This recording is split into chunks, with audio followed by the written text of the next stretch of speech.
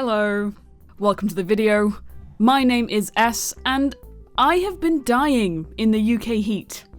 Not my typical video introduction, but good lord, the weather has just been a little bit spicy lately. I've been meaning to make a video, but trying to do anything even remotely related to video making or just gaming in general has been nigh on impossible.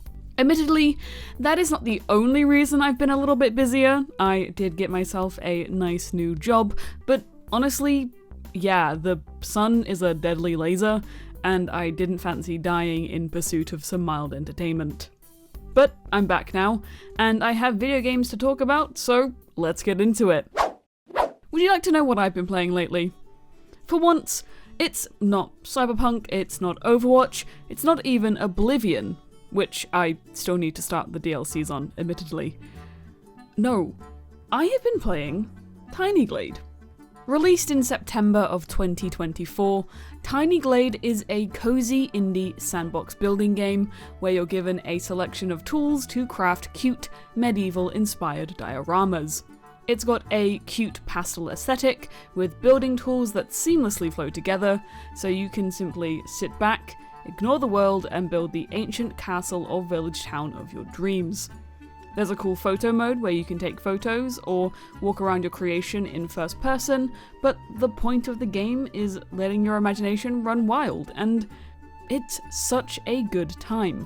This little bundle of joy has been my companion for the last couple weeks or so, partially in thanks to the Steam sale, but also because I just needed something that would let me play without any goals or expectations because my brain has been soup.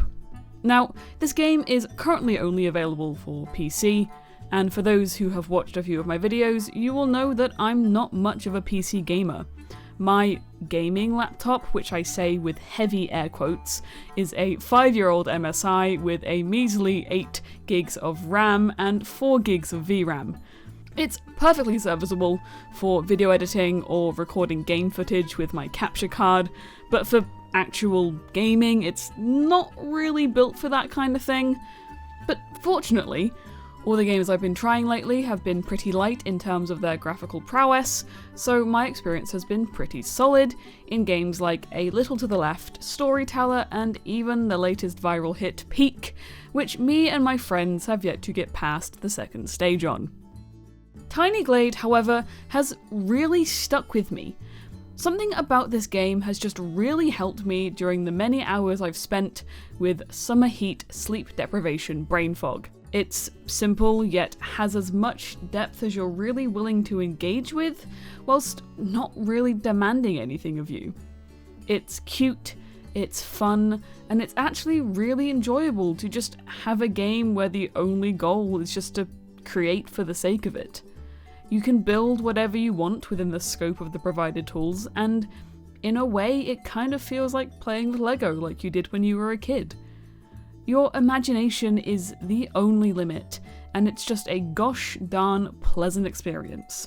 I sat in a Discord call with some friends for nearly 2 hours whilst they watched me build, and it was such a lovely, chill time for all involved. It felt like we were all just engaged in a bit of childish wonder at how whimsical this building sim really is. And I think whimsical really is the perfect word for it. Between the cute pastel colours and the charming low-poly graphics, alongside the general theming, this game just really captures the cozy cottagecore vibe perfectly. The colours are beautiful and easy on the eyes, the textures are stylised without being overly cartoonish, and the UI is just the cutest. If the presentation wasn't enough to sell you on the game, then the way it's lovingly put together may just be the ticket. Because, honestly, you can truly see the love that the developers put into this game. It is especially impressive when you know that Pounce Light seems to consist of just 2 developers. Or at least that's what Google is telling me. From the wonderfully easy menus, to the sound design, to the way each building tool just works together so seamlessly, it really is something special. So let's talk a little more about the gameplay. It's pretty simple, but surprisingly deep. You're given this toolbar full of an array of building options, buildings, fences, walls, paths, decorate items like windows and chimneys and lanterns, some paints for your brickwork, and then some more landscaping tools, where you can move the land around or place trees and plants and also water. Oh, and of course you have a delete tool in case you want to get rid of anything that you have built. These are all the basic tools at your disposal. They work as designed, and the various things you can build can be shaped, resized, move around entirely to your heart's content. To quote Todd Howard, it just works. But where the magic comes into this game is just how every item was designed to work with the others, and learning how the various items interact is one of the biggest joys of this game. It's pretty intuitive. Maybe you've built a wall and you want it to have an entryway. Now, you could just delete part of the wall to make the space, or you could try using the path tool and drawing up to the wall, and now, oh, you have a nice archway. Maybe you want a doorway, so you draw a path up to a building and there's a door. But, I don't quite like that door. Never mind, I'll place some windows and see if I can... Oh, I can build a different door using the windows? That's so cool. There are so many of these interactions to discover, and it brings me joy each time I discover a new one. I didn't realise until after playing for a few hours that if I use the singular wall eraser tool on a building, I can create ruins out of my buildings, which meant I then wanted to go back and add ruins to all of my previous builds. All these little details and the ways to add these details to your dioramas really bring the whole game to life and add more depth than the game initially sells you on. Not to mention the devs are still adding more and more updates to the game, so it really does feel like a real labour of love and creativity. To accompany the gameplay, you've got some pleasant music,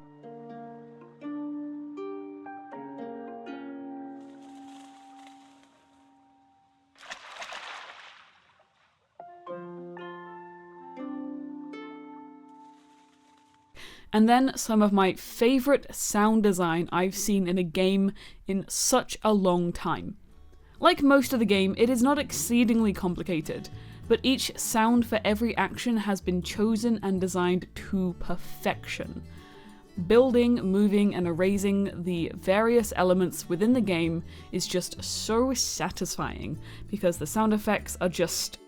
You know what? I'll just let you listen to some examples.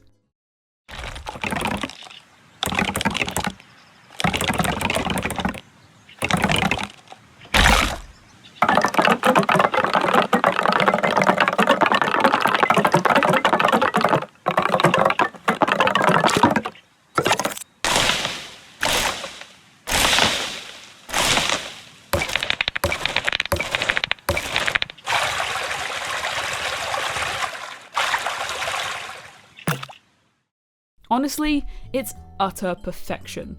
I really could listen and look at this game all day. It is just so relaxing.